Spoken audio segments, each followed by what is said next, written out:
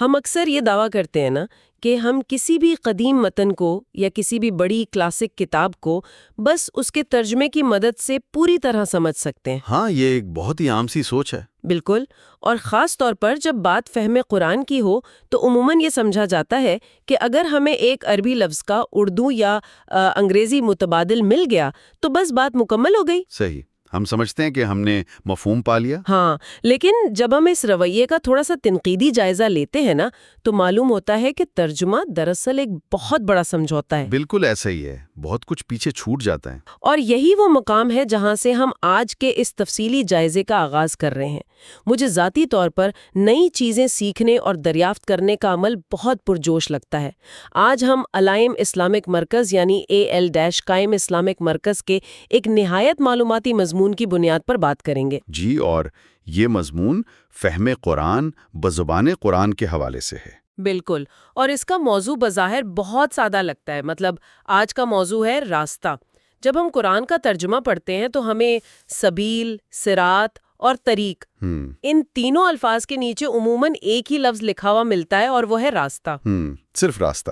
لیکن سوال یہ ہے کہ اگر ان سب کا مطلب ایک ہی تھا تو ایک ایسی کتاب جو اپنی لسانی فصاحت کے لیے جانی جاتی ہے اس نے ایک ہی مفہوم کے لیے 3 مختلف الفاظ کیوں استعمال کیے؟ دیکھیں، یہی سے دراصل قرآنی عربی کی نزاکت اور اس کی جو معنوی وسعت ہے نا، اس کا ادراک ہوتا ہے۔ صحیح۔ کسی بھی ترقی یافتہ اور بالغ زبان میں مترادفات یعنی ایک جیسے معنی رکھنے والے الفاظ محض اتفاقاً وجود میں نہیں آتے۔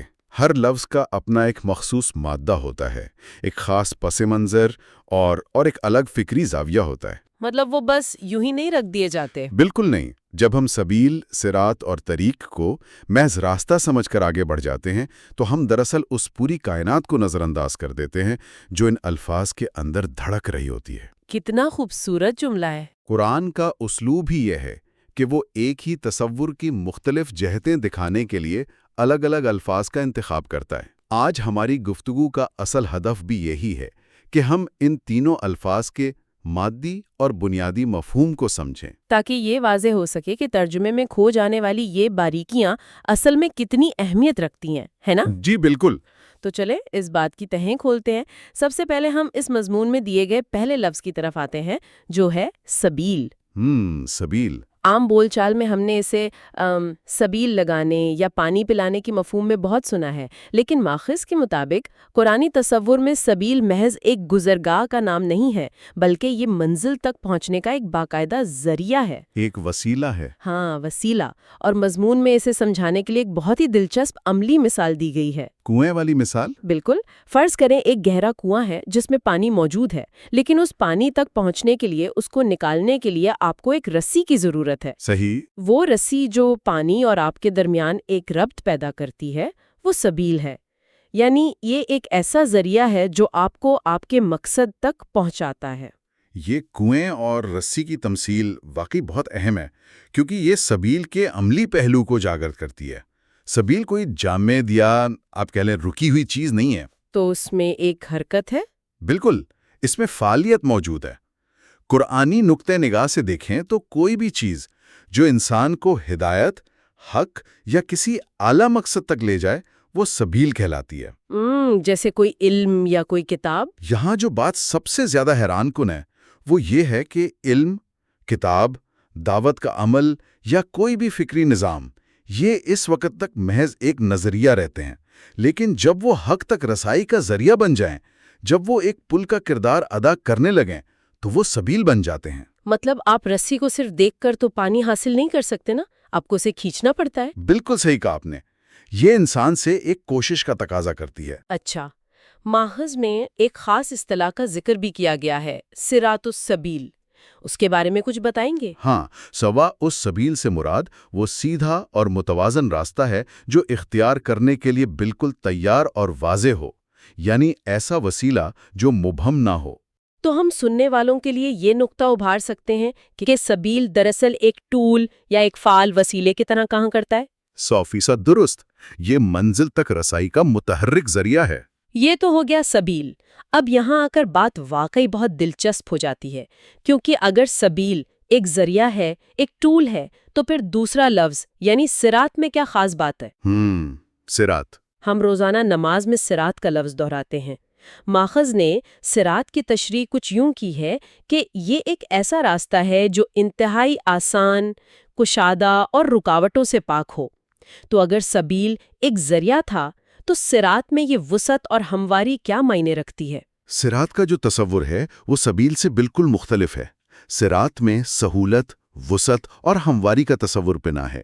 یہ وہ راستہ ہے جس پر چلنا دشواری سے پاک ہوتا ہے۔ لیکن دنیا میں تو نیک راستے پر چلنا مشکل لگتا ہے۔ یہی تو کمال ہے۔ جب ہم کہتے ہیں کہ یہ رکاوٹوں سے پاک ہے تو اس کا تعلق مادی دنیا کی تکالیف سے نہیں، بلکہ انسان کی داخلی اور روحانی ساخت سے ہے۔ یعنی اس کی فطرت سے۔ بالکل۔ مضمون میں بہت خوبصورتی سے واضح کیا گیا ہے کہ قرآن میں دین کو صراط کیوں کہا گیا ہے۔ اس کی وجہ یہ ہے کہ دین انسان کی فطرت کے عین مطابق ہے۔ یہ بات بہت گہری ہے۔ ہم تو اکثر مذہب کو ایک بوجھ یا پابندی کے طور پر دیکھتے ہیں نا؟ یہی تو المیہ ہے۔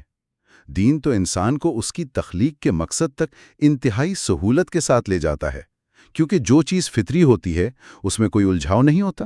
ہاں، یعنی جب ایک انسان اپنی فطرت کے خلاف کوئی کام کرتا ہے تو اسے اندر سے ایک الجھن، ایک فرکشن محسوس ہوتی ہے۔ بالکل ایسا ہی ہے، اور جب وہ صراط پر ہوتا ہے تو وہ فرکشن ختم ہو جاتی ہے۔ اسی وجہ سے الصراط المستقیم ہدایت کی اس کامل اور سیدھی راہ کو ظاہر کرتا ہے جو فطری طور پر انسان کے لیے بنی ہے۔ یہ تو واقعی ایک آہا لمحہ ہے۔ مطلب دین کوئی زبردستی تھوپا گیا بوجھ نہیں ہے، بلکہ یہ ایک فطری، کشادہ اور آسان راستہ ہے جس پر چلنے کے لیے ہم بنائے گئے ہیں۔ جی، اور اسی لیے صراط پر چلتے ہوئے انسان کو روحانی سکون ملتا ہے، کیونکہ وہ اپنے اصل سے جڑ جاتا ہے۔ زبردست۔ تو سبیل ایک ذریعہ ہو گیا اور صراط وہ فطری ہموار راہ ہو گئی۔ اب ہم اپنے تیسرے اور آخری لفظ کی طرف آتے ہیں جو ہے طریق۔ طریق، بالکل۔ یہ لفظ تو ہم اردو میں بھی بہت استعمال کرتے ہیں، جیسے طریقہ کار۔ ماخذ نے طریق کو سمجھانے کے لیے ایک بہت ہی زبردست زمینی مثال دی ہے۔ جی، وہ کچے راستے والی مثال۔ ہاں، کہ جب کسی کچی زمین پر بار بار لوگ چلتے ہیں، مسلسل آمد و رفت ہوتی ہے، تو وہ زمین سخت، ہموار اور قابل اعتماد راستہ بن جاتی ہے۔ صحیح۔ یعنی طریق میں استحکام اور آزمودگی کا مفہوم پایا جاتا ہے، ایک ایسا راستہ جسے ٹیسٹ کیا جا چکا ہو۔ اگر ہم اسے بڑی تصویر سے جوڑ کر دیکھیں نا تو بات بہت واضح ہو جاتی ہے۔ جب کوئی شخص سچائی کی تلاش میں نکلتا ہے تو اسے ڈر ہوتا ہے کہ کہیں وہ بھٹک نہ جائے۔ بالکل، ایک خوف تو ہوتا ہے۔ طریق اس روحانی اور قرآنی مفہوم کی علامت ہے جو انبیاء اور صالحین کے تسلسل سے مضبوط ہوئی ہے۔ یہ کوئی نیا یا انجان راستہ نہیں ہے۔ مطلب اس راستے پر پہلے بھی بہت سے قدم پڑ چکے ہیں۔ بالکل۔ طریق وہ راستہ ہے جس کی سچائی صرف نظریاتی نہیں ہے، بلکہ وہ تاریخ میں بار بار تجربے اور عمل سے ثابت ہو چکی ہے۔ یہ وہ راستہ ہے جس پر چلنے والوں نے اپنے مسلسل عمل سے اسے قابل اعتماد اور پختہ بنایا ہے۔ تو ہم کہہ سکتے ہیں کہ طریق ہمیں تاریخ اور ان عظیم لوگوں کے تسلسل سے جوڑتا ہے جو اس راستے پر کامیابی سے چل چکے ہیں۔ 100%۔ یہ صداقت کی ایک تاریخی دلیل ہے۔ تو اس سب کا اصل مطلب کیا ہے؟ ہم نے تینوں الفاظ پر بڑی تفصیل سے بات کی۔ اب اگر ہم اس ساری معلومات کو سمیٹنا چاہیں تو ہم اس کا خلاصہ کیسے کریں گے؟ اس کا ایک تیز اور جامع تقابلی جائزہ پیش کرنا مشکل نہیں ہے۔ جی بتائیے۔ دیکھیں، سبیل یہ منزل تک پہنچنے کا وسیلہ اور ذریعہ ہے، آپ کا ٹول ہے۔ صحیح، کنویں کی رسی۔ بالکل۔ دوسرا ہے صراط، یہ انسان کی فطرت کے مطابق آسان اور سیدھا راستہ ہے، آپ کا نیچرل اور ایزی پاتھ، جہاں کوئی روحانی الجھاؤ نہ ہو۔ جی۔ اور تیسرا ہے طریق، یہ تسلسل عمل سے پختہ اور آزمودہ راہ ہے، یعنی وہ راستہ جسے تاریخ نے ٹیسٹ کیا ہو۔ تو اگرچہ یہ تینوں الفاظ بظاہر راستے کی ہی نشاندہی کرتے ہیں، لیکن ہر لفظ اپنے اندر ایک جداگانہ اور منفرد مانوی جہت رکھتا ہے۔ اور یہی اس مضمون کا مرکزی پیغام ہے۔ یہ تقابلی جائزہ قرآن کی لسانی خوبصورتی اور اس کے پیغام کی حیرت انگیز گہرائی کو ثابت کرتا ہے۔ ایک ہی لفظ راستہ ان تینوں کی وسعت کو کبھی بیان نہیں کر سکتا۔ سچ پوچھے تو اس تفصیلی جائزے کے بعد مجھے ذاتی طور پر بہت حیرت اور خوشی محسوس ہو رہی ہے۔ مطلب ہم کس طرح محض ترجمے پر انحصار کر کے بیٹھ جاتے ہیں، لیکن جب اصل الفاظ کی گہرائی میں اترتے ہیں تو علم کے بالکل نئے دروازے کھل جاتے ہیں۔ اور اس سے ایک اہم سوال جنم لیتا ہے۔ جی؟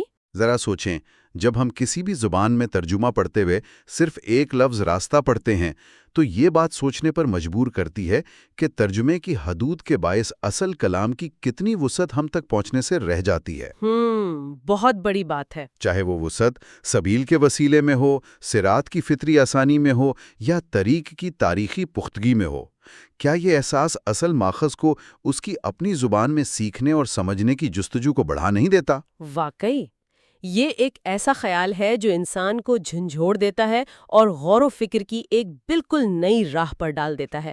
مجھے امید ہے کہ آج کی اس گفتگو سے اور علائم اسلامک مرکز کے اس شاندار مضمون کے ذریعے ہمارے سننے والوں کے علم اور تجسس میں یقیناً اضافہ ہوا ہوگا۔ مجھے بھی یہی امید ہے۔ تو اس گہرے مطالعے کو آج یہی مکمل کرتے ہیں۔ ہمارے ساتھ جڑے رہنے کا بہت شکریہ۔ اپنا خیال رکھیے گا۔